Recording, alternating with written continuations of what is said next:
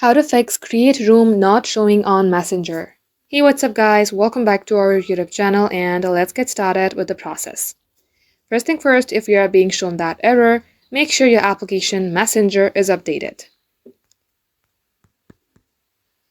For that, head over to your Play Store, simply type in Messenger. If you see update here, tap on update. If you see open, that means this is already updated. So leave this as it is and head over to your settings. In here, scroll all the way below, tap on apps. Here again, search for Messenger.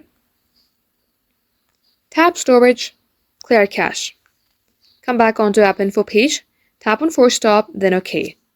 Now see if this fixes your problem. If it's still not working, then tap on your Messenger application.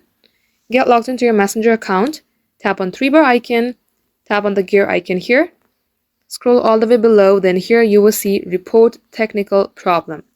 Tap it, toggle on this button, then tap on report anyway. Tap include, and likewise you can simply type in your problem. If you have any photos or videos as evidence, you can also tap on these options and add it. Once you do so, tap on send, wait for a couple of business days, and Messenger will get back to you with your solution. That is all for today, guys. Thank you all for watching.